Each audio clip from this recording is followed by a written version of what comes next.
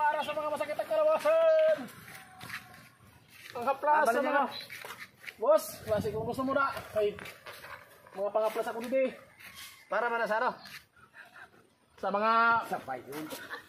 panot. Wow! Sa mga masakit ang kalawasan. Tama-tama kayo. Sa mga katal-katal sa panit. Lalo-lalo na ang paborito sa nila payuhon ng mga nakabalian. Ng mga nahulog sa nahulog. Hindi na kailangan ipahilot. Haplasan lang sa ni. Tama-tama pa ito. Kasakit-sakit pa itlog ko. Tama-tama kasi ni boss. Pangkasan itlog mo. Pagin ko na na kayo. Para main na istoryahan. Pagin ko na na.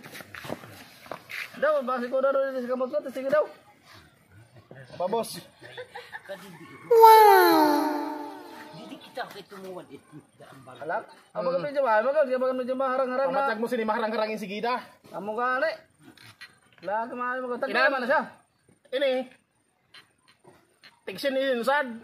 Pero panis-panis ini sa boss. Ano Sad? 150 bali 250 ini siya. Dapat pwede naman yun.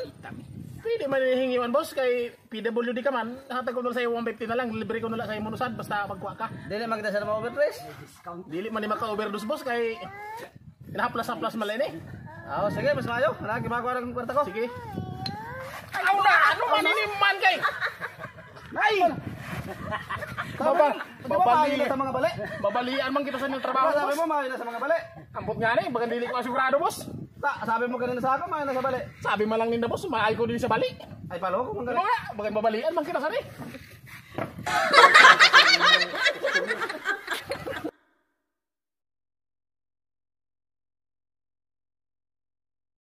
Wag mo na tayong umuwi. Yamat ka. Ikaw gali para kuha na sa saging ko ha. Wag mo na Para kuha na sa saging ko. Ha?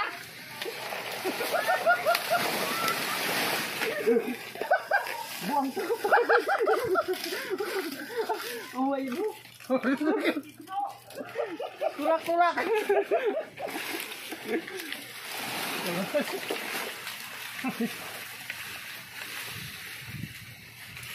Bawa mo mamalay.